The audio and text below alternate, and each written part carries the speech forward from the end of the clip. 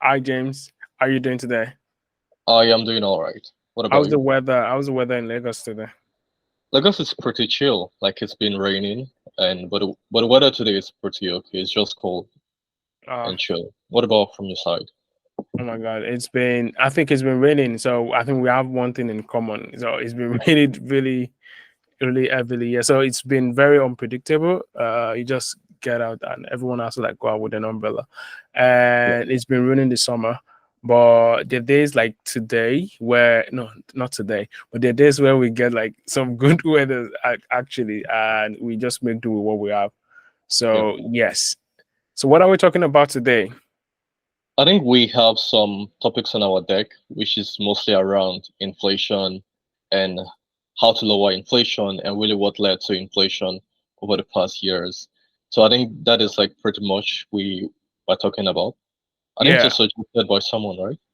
yeah. So just a bit of a backstory and context. So this was a feedback we got from one of our listeners, talking about giving them or giving like a deep dive on inflation and interest rate and how it correlates with day-to-day finances like personal finance, right? And although we're on a thread to do like an AI semiconductor episode, right? So our last episode was an AI and semiconductor industry where we did like a deep dive on some industries that were like performing really well yet today.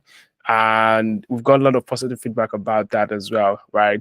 So pending the time while we're putting our research together for the next episode, we just thought to like push out this episode because this inflation as a topic is something that has been, I think, I've been at the back of all of our conversations on our last episode, like on our previous episode. So if you've listened to our episodes since Business Bubble since last year, maybe late last year, we've like probably mentioned inflation or Yeah. zero Yeah. interest rate period or interest rate, right? It has influenced all of our conversations. So it just feels like the right time to have a conversation about it.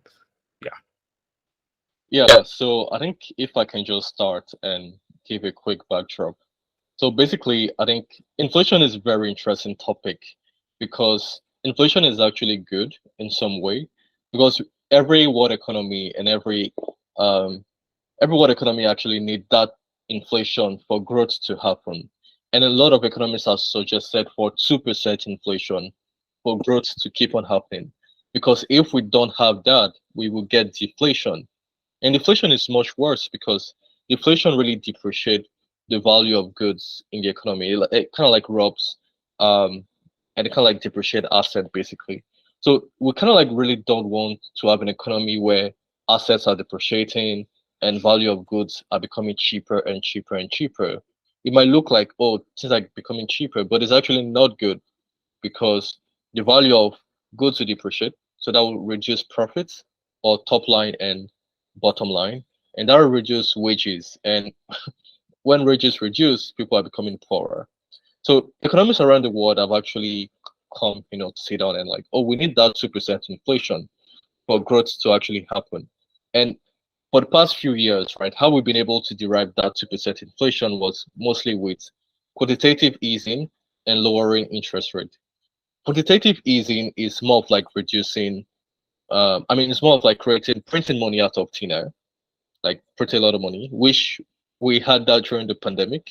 Then Yeah. reducing interest rates is more of like, well, reducing the cost of borrowing. And we've had that ZIRP, that reducing of interest rate since actually the 2008 financial crisis. Like we've had like 0%.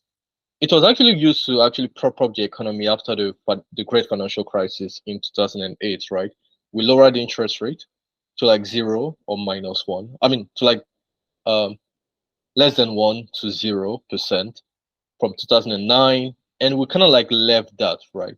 So when the economy started getting back up in 2012, 13, 14, we should have increased interest rate because the economy was back again after the 2008 financial crisis, but we kind of like still left it at 0% interest rate.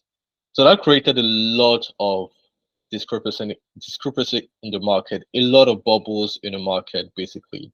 Like it led to like SoftBank raising $100 billion and to kind of like fund every tech startups on earth, right? And when and when SoftBank did that, right, every other VCs on earth, Mark Hunter's, Anshin Horowitz, Kotu, Tiger Global, when they all saw that this guy raised $100 billion, they're like, oh, we can't let this guy take all our business away. So let us also raise monster funding rounds. And I mean, the private equity world also saw a lot of funding rounds. And because money was cheap, money was 0% to borrow.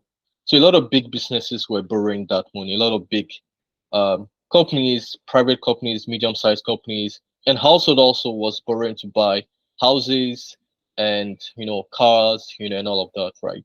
Yeah. And yeah, so and the funny thing about like even mortgages in the US is you can actually have fixed mortgage in the US and Canada, but in like Europe and the UK, I think there's like a floating um interest rate on And the you still mortgage. you can also have a fixed mortgage as well, but it's going to be like Yeah, timed.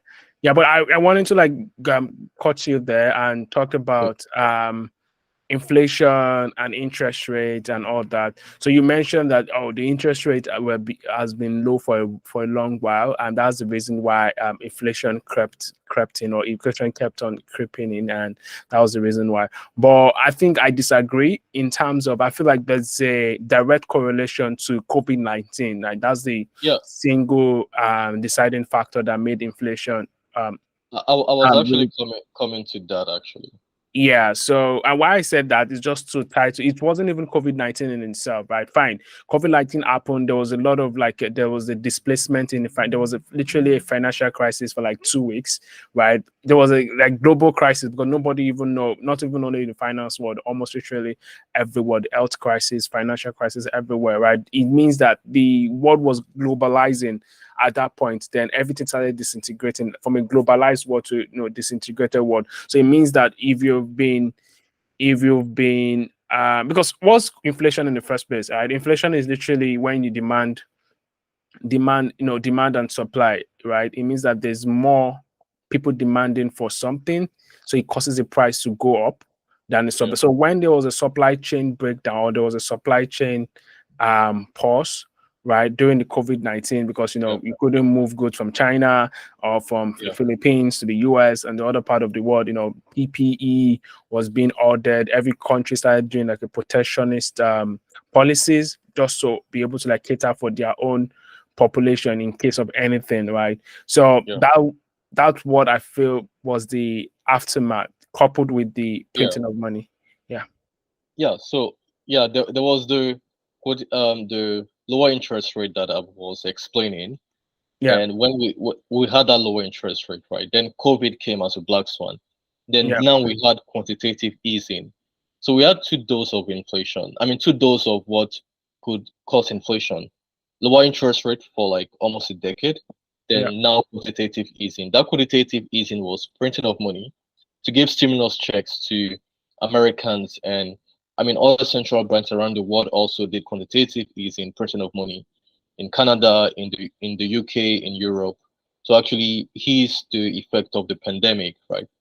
And that actually costs a lot of money flowing in. Actually, if you can break up that chart, I mean that headline, there was actually 80% of all dollars in existence that was printed within that period, right? Within the COVID period, like 80% of all US dollars in circulation was printed in 22 months. Um, in 18 months, it was actually 40% of all US dollars in that period. So in that period, a lot of people, it's not as if we needed that much printing of money, because this was not even like war level type of we need so much money to help everybody, right? Because it's not as if the whole economy was shut down. People were essentially working from home. There were some industries that were necessarily shut down because of the pandemic, but a lot of people were working from home. So it's not as if we kind of like needed all that money, but we printed a lot more than we needed. So some of that money, or a lot of that money, started flowing into goods and services. People were buying a second iPad. People were buying a third, a Peloton, that they Meme didn't need stock, it and all of that. meme People were stocks even as buying well. meme stocks, right? Yeah, And But more on the goods and service side actually. When people were buying the Peloton, the stuff from China and all of that, you can remember that the like you mentioned also, the whole retail industry, factories and all of that couldn't really operate at full capacity, right? So that created like shortage of goods and services. And the pandemic itself, we couldn't really move ships around as we wanted to. Yeah, So that there was also an event that happened in the shipping industry where in the Suez a Canal. Yeah. yeah, in Suez Canal, that blocked the Suez Canal for Yeah. like a month or so. Yeah. So all of this effect in the shipping industry kind of like caused like, oh, there's fewer goods and people are demanding for those goods because they have excess cash flow to buy those goods, right? So there was more money, interest rate was even low again, right? So people were borrowing a lot of money, and a lot of money weren't touching the number of goods that they would have touched. So inflation, as a lot of people define in one sentence, is too much money chasing too few goods. So this is literally what happened, right? So basically, that's like the backdrop. There were other things that contributed to inflation. The Russia and Ukraine crisis actually led to a lot of food inflation because Ukraine is the food basket of the world, right? And a lot of people didn't know that. Russia is also like a very important player in the fertilizer market and in other mineral resources, right? And all of that, there was like either Ukraine couldn't ship because of the war, or Russia couldn't ship because of sanctions. So that kind of like affected supply chains even once more. And energy price, especially in Europe, because a lot of the energy from Europe was actually gotten from Russia. So energy price went up because they couldn't get that much energy again from Russia. They were a lot dependent on Russia. So they couldn't get that energy up again. I mean, supplying it to Europe. So that caused a lot of energy inflation. And energy inflation is really worse because everything gets expensive due to energy, right? It's more expensive to run households. It's more expensive to run businesses. It's very expensive to run factories. It's more expensive to run hospitals and everything. So everybody have to increase wages or prices, and that keeps going on, and that's how you get the higher inflation that Europe actually really really got. Right? For So, USA, it was so more so the retail and question, the question, like for example, like people have been asking that, oh, for example, this inflation is not even only in the US, right? Because we see all the central banks started to increase interest rates to combat inflation, right? We see ECB, that's the European Central Bank. We see BOE, that's the Bank of England. We also see the Fed in the US and also other Southern American countries, even back to Nigeria, like even African countries, everyone started increasing interest rate. So as to be competitive in the so as to be competitive in the maybe bond market, or also other, everyone has their incentive for that, but also for increasing inflation. So for example, we see, so reducing inflation, yeah, for example, we see different things playing out. We see that, oh, we can identify the causes of inflation in the US to say, oh, increased printing of money, right? 80% of the whole value of money printed in the US, like 80% of the whole value was printed within a 22-month time period. Right, we see printing, then we see, what else do we see? We see giving out money, like benefits for COVID. During COVID, a lot of printing was going towards giving out money, say benefit during COVID. We also see supply chain breakdown, right? But for example, when you said for oil, for energy prices that went up, right? It shouldn't affect, fine, energy prices affected Europe so bad, right? But it shouldn't have affected the United States that bad, because the United States they also have their own oil, right? Although they're mostly pushing out their oil as exports and making so as to be able to reduce the maybe to reduce the oil prices, or so as to make oil prices more competitive, right? But I don't think energy pricing is not supposed to play as big as a role in competing with inflation in the US, right? Compared to other European countries. So, for example, I don't think Europe also printed money, but it wasn't as at the rates at which the US printed money. So Yeah. we could say energy prices were the one that affected Europe's inflation prices, and it affected it so bad that it went over the roof at that time. But now it's been, because it even became a national emergency situation where other European countries have started thinking of cheaper nuclear approach to generating power or generating energy, as opposed to food dependent on oil or Russian oil, right? So yeah, that makes sense. That makes sense. So now going Yeah, into, yeah, sorry, you wanted to like say something? in the USA, like there was like the effect of OPEC actually and oil prices.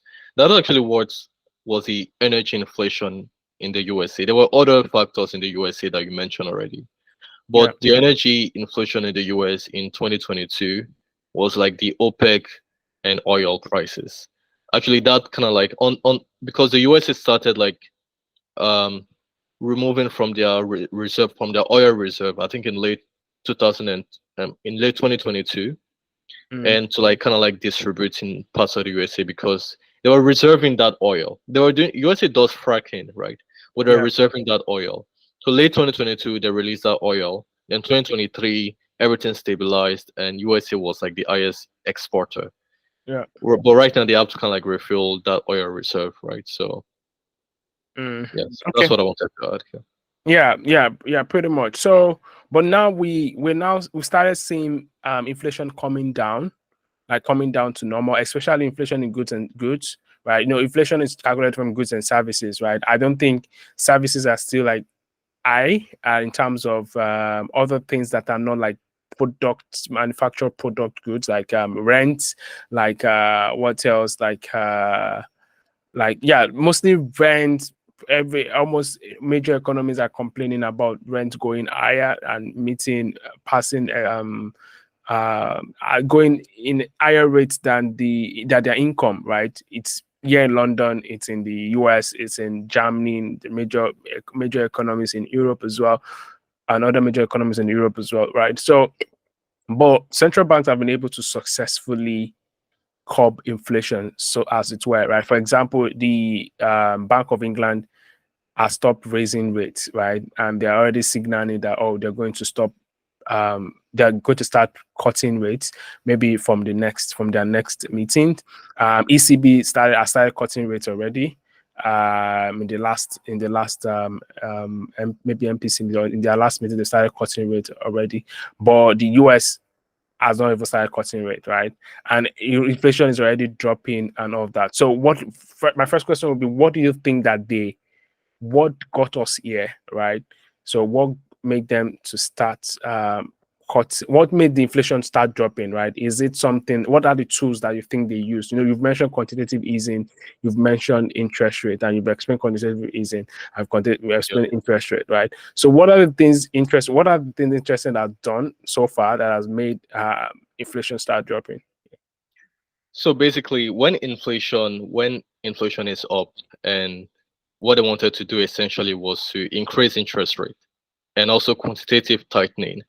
And the effect of these two is actually unemployment. So they were targeting some level of unemployment, and they were targeting for the whole economy to actually cool down from all of that excess money to flow, right?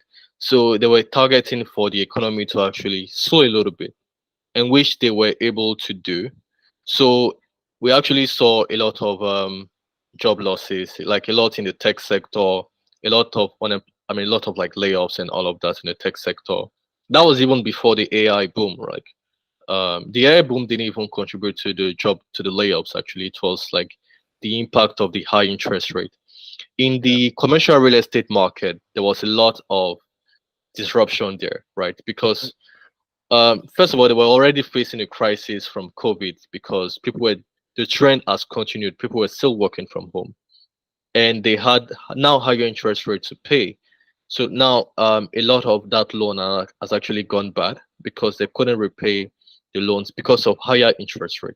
So not just that, right? Household debts, interest rate is now higher. Mortgage debts, the interest rate on the mortgage debt is now higher also. It's even 8%. at a point last year. Car payments also, everything was now higher. So these were the things that actually flowed into that the interest rate actually caused to happen. Mortgage, car payment, everything actually went up higher. So that's how they were able to cool inflation down. Now inflation is hovering around 3% in the US. And the Fed is actually signaling to cuts maybe in September, right? Yeah, I think But they have a hard number to say 2%. yeah, So they are looking for the data, right, to be able to cut, right? They're looking for that data. When they get the data that's it's 2%, and it's 2% for like the past 3 months, they might start cutting. But they don't also want to affect election because the election in the US is happening in November, right? And like I said, the economy started slowing down, right? But people might not really see the effect of the economy slowing down because of the stock market at a record all-time high. Like the S&P literally hit a record all-time high last week, right? We went to but like before we talk about the stock market, yeah, right? So before we talk about the stock market, I just want to point out those things we've mentioned that they've done. So when you say they raise interest rate, it means that other interest is going to like eat into other consumer pricing. So it's going to eat into, say, mortgage, car loans, any other loans, any other debt. So it means that other debt managers or debt company, right, or loan company, they have to refactor their interest rates to match the national interest rate, or even it might even go higher depending on yeah, the maybe risk assessment of the person taking the yeah, loan, right? yeah, But what I now want to ask is that there's this index tracker to track consumer pricing index, right? The CPI index, right? Before, it's just recently CPI started maybe going to normal, as that early this year, late last year, even when the interest rate was getting at its peak, when they were kept on increasing, you see the CPI spending, right, in terms of the rate at which consumers were spending, still skyrocketing.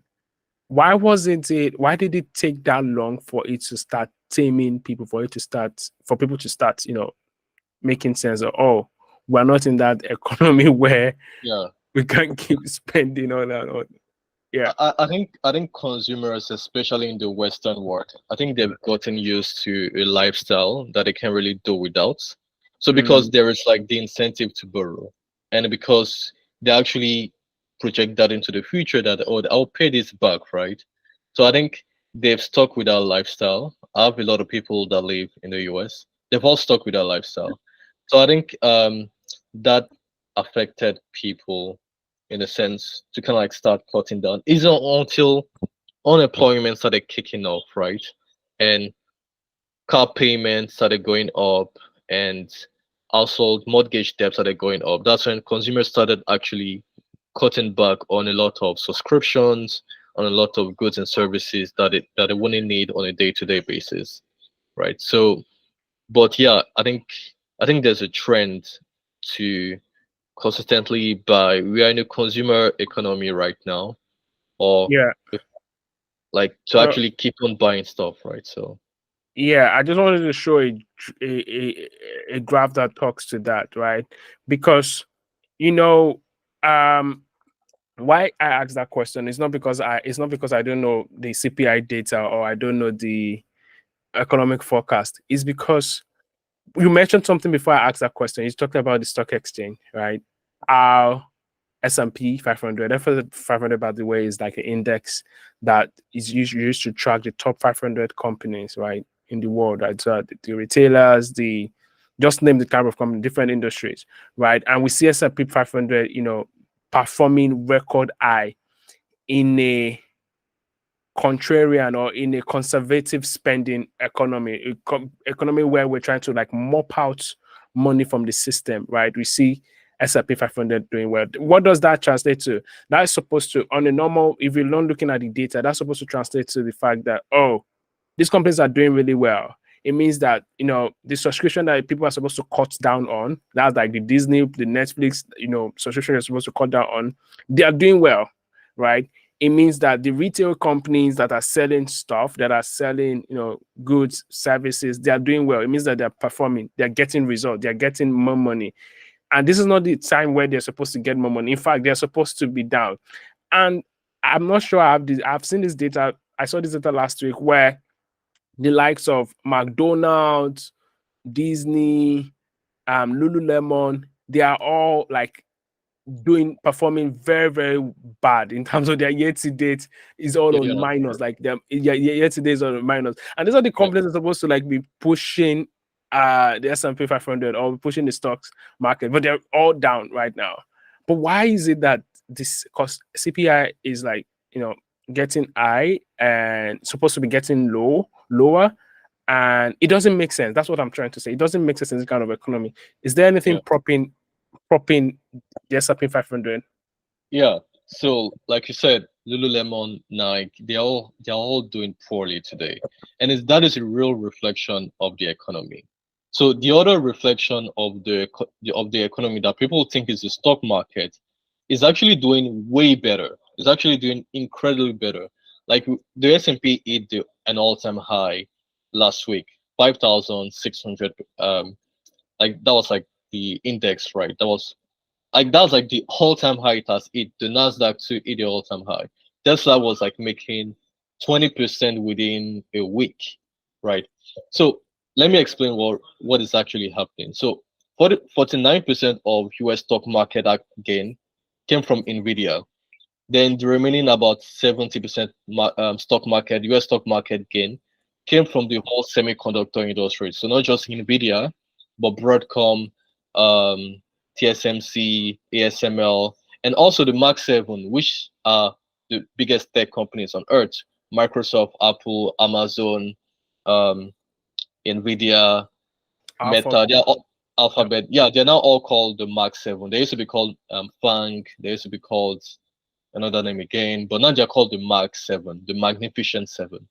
So all the 70% of US market gain came from these um, 7 companies, or if you put semiconductor companies like TSMC, ASML, you will probably put around 10 to 15 companies out of like 5,000 companies. I mean, 500 companies in the S&P 500, or in the Nasdaq is 100 companies, tracking 100 companies. In the Russell 2000 is actually like 2,000 companies, right? So every other company actually, like probably about 2,000 plus companies, plus the ones in the S&P 500, actually contributed to like 30% of overall US market gains, which is like very, very poor. Like you could imagine like 15 companies contributed to like 70%, then more than like 2,000, So, 3,000 companies so what contributed you're to like saying like is like a survivorship bias.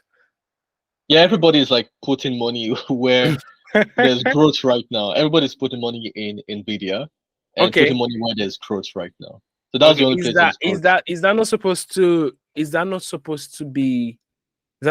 to fuel, is that not against what the Fed is trying to do? Like they're trying to like mop out money from the economy, and you know, there's still like a driver, or there's still a tool that retail investors and people are using to like make more money. So I think there's a lot of money that the Fed can really take out of the economy because that is actually dry powder for institutional investors actually, right? And that has been priced in cash already. Like a lot of institutional investors have a lot of dry powder more than ever before. There's like $1 trillion worth of dry powder in private credit. There's about another trillion worth of dry powder in private equity this year alone.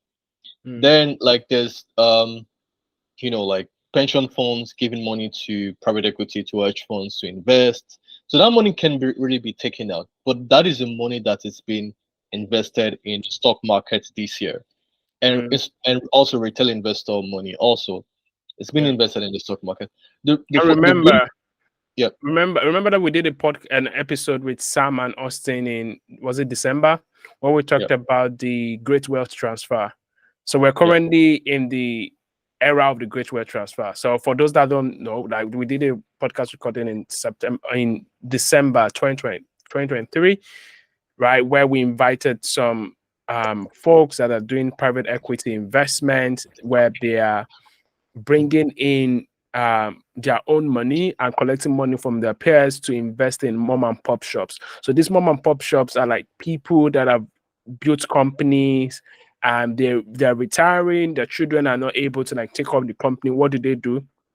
They sell these companies to like make more money for their retirement, right? So when they're selling these companies to make money for their retirement, it gives them more liquidity, right? So what they do is that they buy these companies for like 1x or maybe 1.5x, and they bring in their business efficiency to like make the company 10x or 5x between the next 5 to 10 years. So we are seeing we're seeing the emergence of that here in Europe. A lot of that is happening in France right now. A lot of wine or trade retailers like trade retailers, wine farms and the likes are being sold because the generation that owns that wealth or that asset are now dwindling or they're dying. So they want to like, sell it off. The family wants to make more money from it. And yeah, so there's that kind of liquidity or as well in the economy. That can't even be quantified, right? Like per se, it can be quantified. I think it's about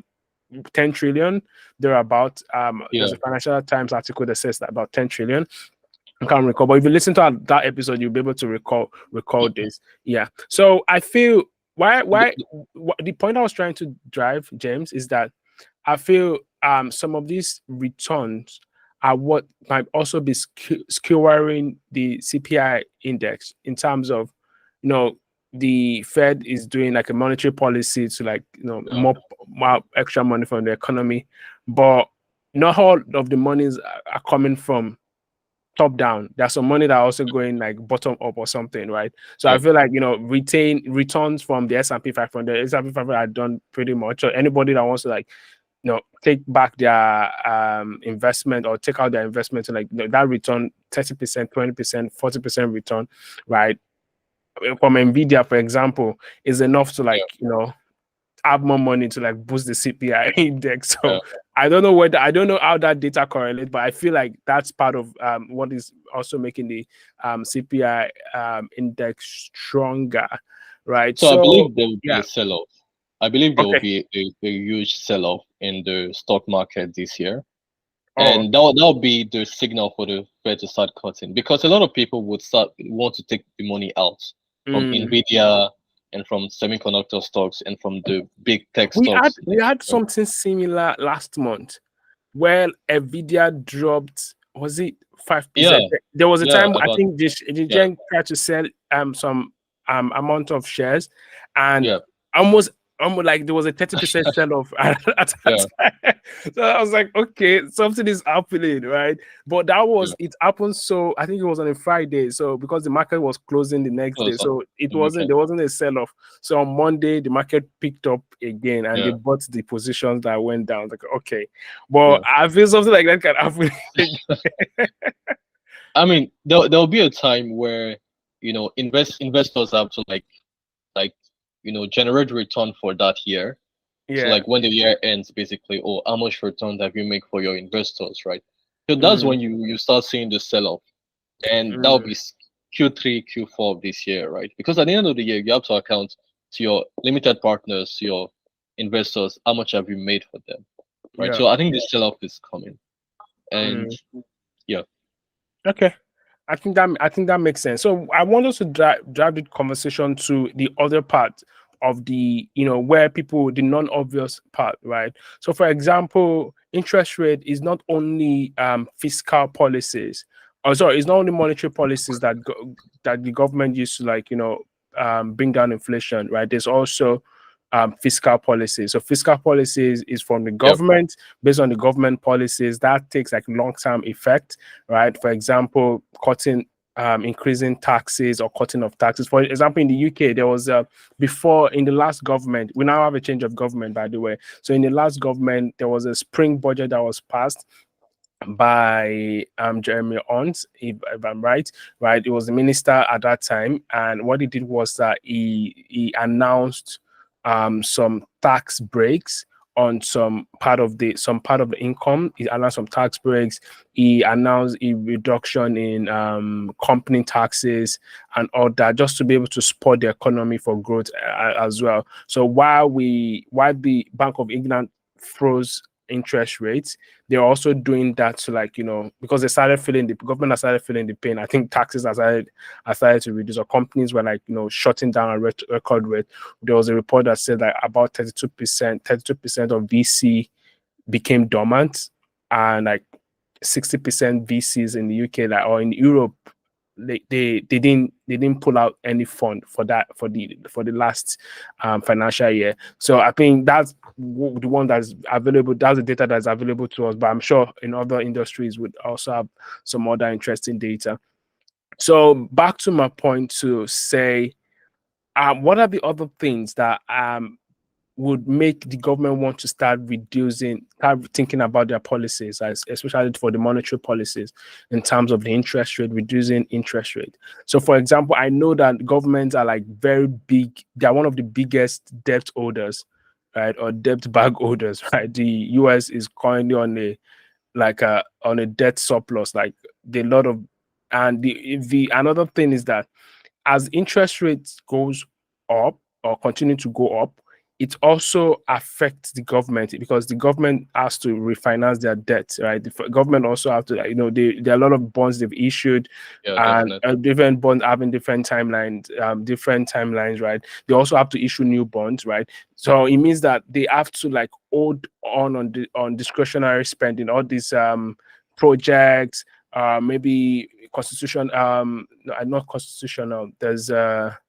constituency project, or let's say there's a project from your MP or from your representative. They have to, like, because there's no money to, like, pass on those budget, right, on those things, right? That's when they start considering private-public partnership for infrastructure. And I've seen a lot of that happen here in the UK, where there are, like, two major infrastructure project that was cut down by the last government, and really caused a lot of public backlash. And I think those are some of the effect of a high interest rate economy, or high interest rate economy. So governments are restricted in spending. They can't spend anyhow like they used to. So what do you think, James? Yeah, you made a very good point, especially on the interest payments on the national debt. And in the USA, the debt currently, I think the last time I checked, was $33 trillion. But as of 2 years ago, the interest payments on that particular debt was actually like $200 billion. Now it's Wow. actually $1 trillion. It has reached $1 trillion some months ago. Like, that's the interest payments on the debt. So it poses a greater threat for tomorrow, because you need to repay that debt back, right? You need to repay that debt back. So it actually poses a greater threat tomorrow, because you have to actually generate money to repay Yeah. that debt. So where would you generate money? Or you actually have to cut costs to repay that debt. So you can actually either cut the costs from social welfare, which a lot of Americans would rally against. I mean, it will make you very unpopular as a president. So say you want to reduce the debt by cutting social welfare. It will make you very unpopular. Might not be voted out next. You might be voted out, actually, Hmm. or you might not be re-elected or something like that, right? I Or you think might not even. we've seen that. I think that's literally what Yeah, happened here in the UK. yeah, Although there are a lot of factors contributed to the last government being voted out, but I think economic factor also contributed. Right, a lot of people had this rhetorics where they said, "Oh, we've had austerity policy. yeah. Austerity policy means that policies is like, conservative policy. I'm not talking about conservative as a philosophy of government. I'm talking conservative as a right word, conservative in terms of, keeping spending low or no growth economic situation, where policies of fiscal and monetary policies are, like, hindering or stopping growth, because government people can't take risk. They can't, yeah, go on your point. Uh, yeah, so basically, I mean, that's the point I was just making, right? Um, Interest payment on the debts is now very expensive, so you need to generate money somehow, or you need to make the economy keep on growing. that is the only way actually you can. By the way, that money cannot be repaid. Right, the $3 trillion in debt cannot be repaid. It will always be pushed to the next generation, onto the Mm. next generation. Right.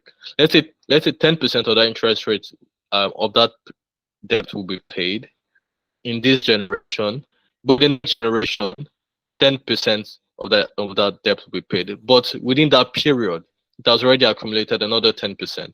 Within the next period, it has already accumulated another 10%. So it will not be repaid, but it will be rolled over. It will be rolled What if over. they print? What if they print more money to pay the debt? No, it's some people say the US dollar cannot um go bad because they actually issue their own currency Yeah. to repay the debt or to pay any debt, right?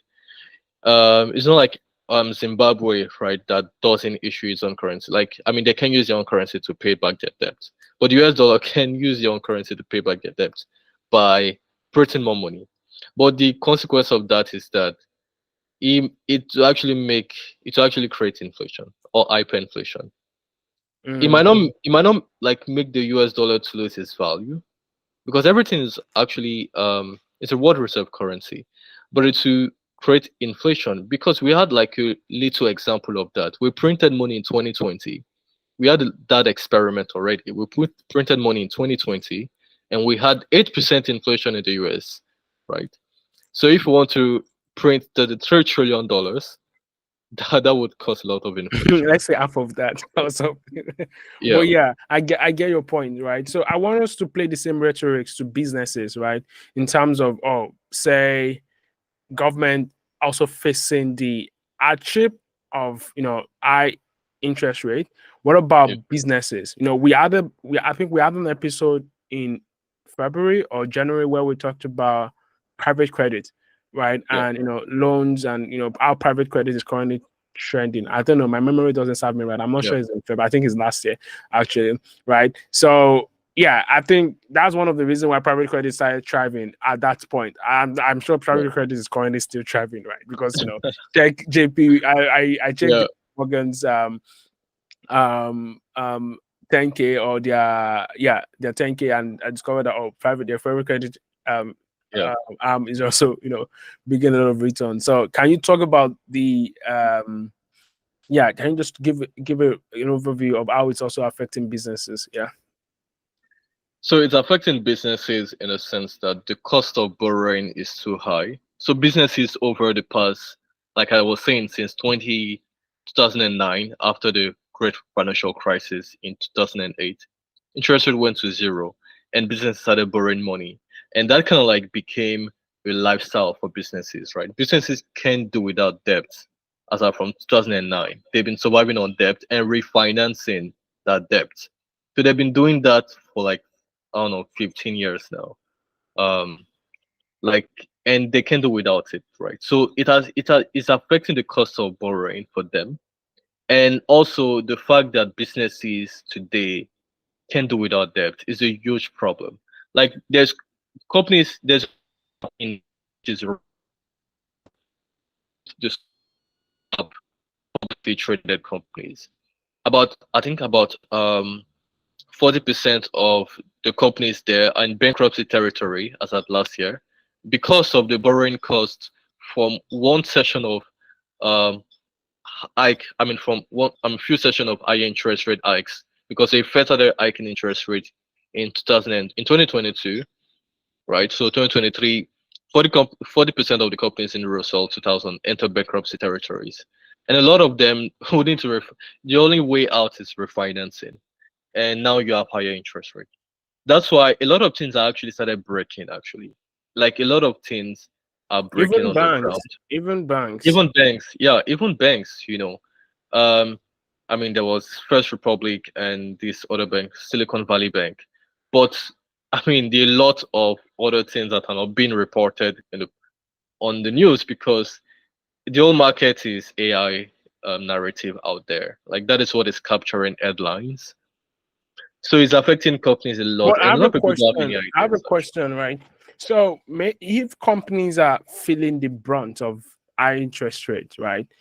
and they use that to increase their bottom line or increase their top line. So, for example, let's say they increase their service, the cost of their services, or they increase or they factor that into the cost of their goods, right?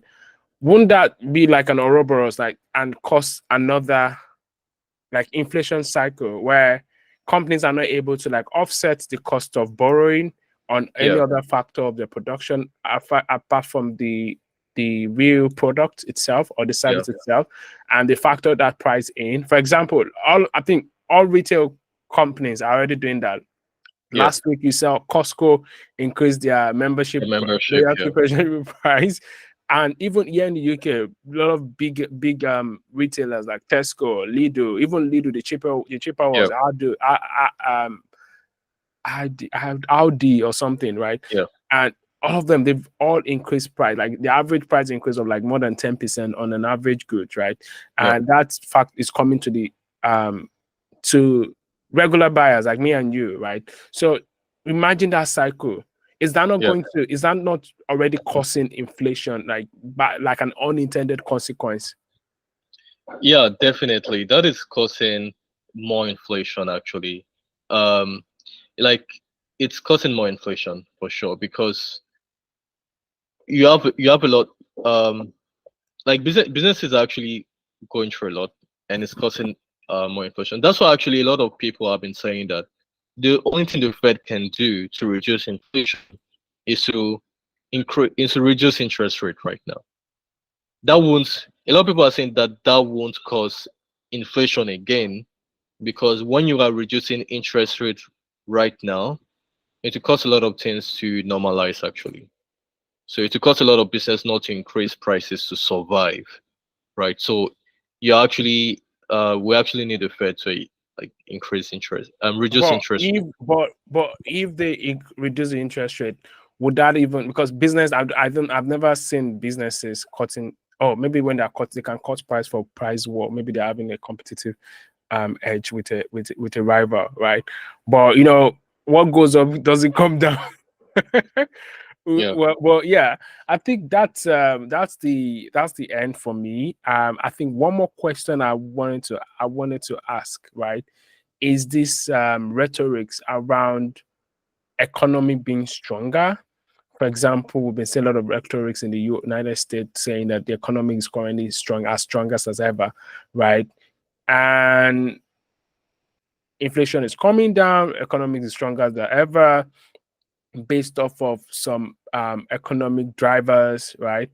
But people are not feeling it. Like people were saying in the polls, like people are polling to say no, economy is worse off than ever. Like people are saying that no, economy is worse off than it was 4 years ago, right? And that's been like, for example, there's this word called Bidenomics or Bidenomics. I don't know, right? That means that a Biden kind of economics, right? Bidenomics is one of the like best economic policies in right now, but a lot of people are also saying that no, they're not feeling any Bidenomics, right? We even see right now business owners, a lot of business owners that are like, you know, low key, they don't do political commentary, and not coming out to like make political commentary about the economy, about how they are, you know, keeping camp with business with a political party or a political alliance that would, you know, make their business survive or make their business thrive. And yeah, so we're seeing that kind of rhetoric. What's your take on that? I think that's so. I've like two examples to that to like give as my take actually. So the first one is what is a wealthy country? And for example, we can say a lot of third world countries are wealthy countries. A lot of people might not feel it, but there's an immense amount of capital and mineral resources in these countries. In Nigeria, in Indonesia, in India, these are third world economies, right? But they have like you can literally become a billionaire in these countries. So that will actually explain my second point. My second point is the USA, for example. A lot of people are not feeling like they're not feeling the economy doing well.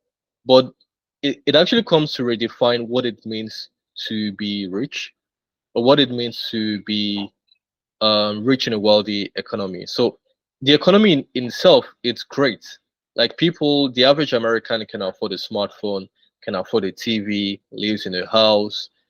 The richest European can take transportation or can take the train and feel like a king, right? Like there's this quote that says, the wealth of a country is determined by how rich people take public transport. So I think we've we've redefined what it means to be wealthy in wealthy economies. What it means to be wealthy in wealthy economies is to have lavish amount of money. But in itself, the average person in wealthy economies are actually doing pretty okay. Like they're actually having a good lifestyle. Like there's good transportation, there's good infrastructure.